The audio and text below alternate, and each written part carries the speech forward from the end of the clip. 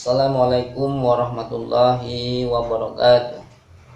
Para sahabat yang dirahmati Allah Subhanahu wa taala. Pada tahun penaklukan Kota Mekah, Rasulullah Shallallahu alaihi wasallam memerintahkan Bilal bin Rabah untuk mengumandangkan suara azan di atas Ka'bah. Namun ketika itu datang para pemimpin dan tokoh Quraisy ketika itu yang mengatakan bahwasanya apakah pantas seorang budak yang hitam mengumandangkan azan di atas Ka'bah. Namun pernyataan mereka dijawab oleh Allah Subhanahu wa taala di dalam surah Al-Hujurat ayat 13 yang berbunyi yaitu, sesungguhnya orang yang paling mulia di antara kamu di sisi Allah adalah orang yang paling bertakwa.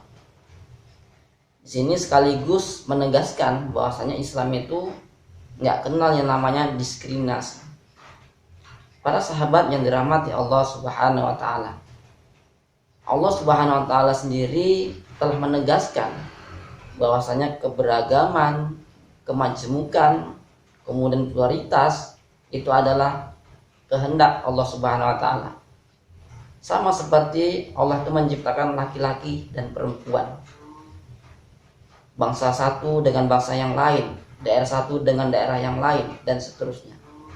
Nah, kemudian Allah Subhanahu wa taala itu menurunkan berbagai aturan, berbagai syariah. Untuk apa?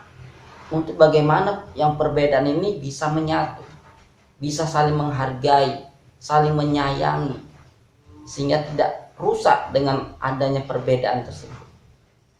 Maka dari sini Allah Subhanahu wa taala selain menciptakan, Allah juga sudah menetapkan berbagai aturan untuk kelestariannya, untuk keberlangsungan bagaimana supaya seimbang. Nah, inilah dalam Islam kiranya sudah paham bahwasanya tentang perbedaan itu sudah sunatullah. Yang kemudian inilah salah satu Allah bukti bahwasanya Allah itu Maha Pencipta. Sehingga Allah itu bisa menciptakan apa saja, termasuklah keberagaman tadi. Para sahabat yang dirahmati Allah Subhanahu wa taala, namun ada yang namanya pluralisme. Nah, kalau pluralisme ini seharusnya kaum muslimin menolak ini. Mengapa? Karena bertentangan dengan akidah umat muslim itu sendiri. Kenapa sih kemudian pluralisme ini ditolak oleh kaum muslim? Karena dalam pluralisme memandang bahwasanya semua agama di sisi Allah itu sama. Di hadapan Tuhan itu sama semua. Nggak ada kemudian agama yang jelek, yang buruk dan sebagainya. Jadi sama, termasuklah agama Islam disamakan dengan agama-agama yang lain.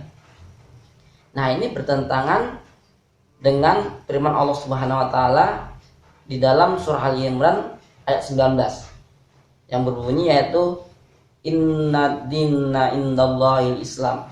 Sesungguhnya agama yang benar di sisi Allah adalah agama Islam. Hanya Islamlah kemudian yang bisa memberikan keselamatan dunia dan akhirat. Dengan Islam pula seseorang itu akan mendapatkan ridho dari Allah Subhanahu wa taala. Dengan Islam juga dia akan dijamin oleh Allah Subhanahu wa taala nantinya ketika dia dapat mengaplikasikan aturan Allah Subhanahu wa taala dalam dunia ke jannahnya, ke surganya. Maka dari sini sudah semestinya kaum muslimin tegas dalam bersikap tentang pluralisme dan menolak tentang pluralisme tersebut. Karena ini suatu tuntutan akidah. Maka dari sini mari sama-sama kita kemudian bagaimana sebagai muslim itu bersikap sebagai umat muslim tanpa ada lagi menggunakan perasaan, naluri, ketidakenaan dan sebagainya. Ketika itu dalam Islam, ada dalam Islam itu kemudian wajib kita suarakan dengan utuhnya.